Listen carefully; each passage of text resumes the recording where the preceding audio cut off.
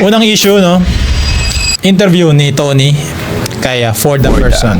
Panoorin natin ka modern kung meron ba tayong matututunan, malalaman, at kung sino-sino. Haba. Anyway, sige, start na to. Bakit sa lahat na nag-open na naman ng ano sa social media, ang lagi ko tanong, bakit hindi pa kayo tapos? Kung makakaibigan, nag-attempt yan, hayaan na mag-attempt yan. Dapat nga mamatay na lang yan, may mga ganun po sila. Hindi nyo naiintindihan. Hindi nyo naranasan. And sana hindi nyo maranasan kasi sobrang nila. Pinakang kahinaan ko, yung pinablik niya. Doon po ako sobrang masaktan kasi sobrang po siyang pinagkapatiwalaan. Ayoko malaman nila na sobrang hina ako kasi alam na nila yung kay mama, alam na nila yung sa harassment, alam na nila yung kay papa, alam na nila yung hirap ng buhay namin. Bakit yung mga isa-isa akong itinatago? Bakit i-open mo? Ang tanong ko ngayon is, may opportunity ba para mag-usap? Magkaroon ng closure yung issue niyo? May mga sikreto tayo na sa kaibigan sinishare natin. Yan. Meron tayong circle, kumbaga. May pinili. Nasa, di mo ikakalat eh. Oo, Doon di ba lang. kakalat. Ang mali niya, chinismis niya sa madlang people. Which is, dun yung sasabi natin nga na yun eh. Character, test of character yun. Ayan. No? Kumbaga, sinira mo yung trust. Actually, hindi niya nga lang sinira yung trust ng ng kaibigan niya si Forda. Sinira niya rin yung trust ng mga magiging niya pang kaibigan. Reputasyon eh. Si Forda, ang iniisip niya, hindi niya na siguro sasabihin ngayon sa mga tao kaagad-agad yung mga sikreto niya. Kasi Yung- pwedeng Mag-leak. Yung kabila naman na sinabihan, may lesson din kasi na-bash siya. Naba siya. Bukod pa doon, yung reputasyon niya, Sira. sira. So parang yung intention niya na sirain si Forda, nasira rin siya. Mm. Yan yung tatawag nilang ano eh. Nag-backfire siya eh. Para kang uminom ng lason, tapos gusto mong malason yung Yung isa. yung isa. Ikaw ang nalason, boy. Ang galit ay lason. Parang snake. Snake ka kasi.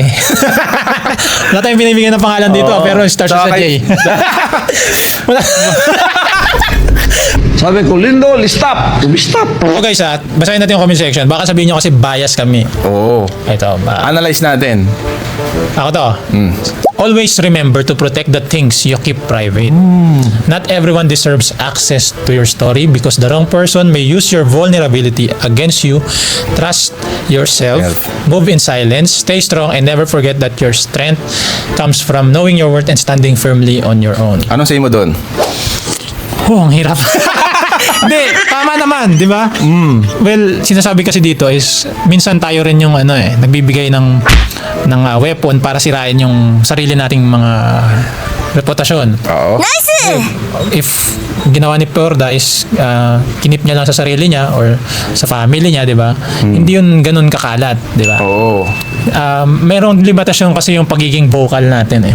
Siguro nakadagdag din yung pagiging probinsyana niya sa part na Yeah. kala niya lahat ng tao ganun. Trusting, no? Ay, siguro parehas lang to sa ganito. Hindi natin alam kung tagasan si si yung kabila. Kabila. Pero start siya sa letter J. Sorry. Doon papasok yung hindi mo lahat pwedeng ikwento. Hindi mo lahat pwedeng ikwento. Kung pwede sa pamilya mo lang doon at sarili mo lang. Yeah. Usually kasi may circle tayo eh. Then merong outer circle. Yan. And Pwede mo pakita yung pangit na side mo. pangit na side mo, Yung yan, naiintindihan ka nag-shave. namin. Yan. Huwag naman ba yun? Sa kilikili. Sa Ano ba kilikili, sinasabi oo. mo? Ito. Nagagawa ka ng ano mo eh. Hindi to only pants. Bigo to. Ano pa bang natitirang privacy talaga? Oo, meron. Kasi bakit pag sinabi lang public ka naman pwede ka naman namin angkinin kung ano yung meron ka. Kaya nga merong tinatawag na yin and yang eh. Ano? Sige. Ang yin and yang kasi may tinatawag na tamang balance. No, meron kang public persona, yun yung pinapakita mo sa camera, sa ano. And meron kang private, yun yung mga ang nakakaalam lang, tayo-tayo lang. Kailan history. sumusobra yung pag-share mo sa mga tao about sa'yo? O kailan naman dapat napigilin na, uy, hanggang dito lang? Well, lahat tayo may ano. Kasi may- sinare niya yung isa eh. Dahil lahat naman tayo may ano eh. Lahat tayo ay merong sarili-sariling temperature dyan. No, na kaya mong i-handle to. So may iba nga, 'di ba? Open book sila na tinatawag. Oo. Ngayon, once na binigay mo na 'yon sa kanila, maging matured ka na, natanggapin na maaaring magamit 'yun against sa'yo. Ang kagandahan naman, pagka ang plano mo dyan sunod, mayroon pang bagong pupunta Yes. na blessing. Yan. May problema bibigay eh. Parang siya, binigyan siya ng problema. Pero may brand deals pagtapos Meron nga, tama. So, pwedeng pinagdadaanan niya ngayon yun. May kapalit naman pala. May kapalit. No. Tsaka scars, make you, Makes you bolder, stronger. Yung mga scars kasi yan yung tawag dating battle scars yan eh. Sa buhay, no? Yun yung mga bagay na usually nagiging kang grateful. Oh, buti na lang nangyari to. May trauma ka dahil doon, Survive natuto ko ka. yun. Mm. Yan. So, Miss Porda, no? We are happy to you. Happy to me. So, Porda, no? We are rooting for you, no? Na hindi na mangyari ulit yung yun. Hindi maaari ulit yun. Sa kabila naman, advice mo sa kabila na nag-share. Yung nag-share ng secret. Ewan ko sa'yo. Lesson kasi. Lesson. Ang lesson sa'yo niyan, huwag kang masyado kang cloud chaser kasi. Totoo lang. Ano bang tawag mo dun? Oo, kaya nga. Di ba, sa repeat mo ba yun? Napit ko yun eh. Kikwento mo eh. Masyado ka kaya hindi kita papangalanan, baka sumikat ka pa eh. Ewan ko sa'yo, Jay.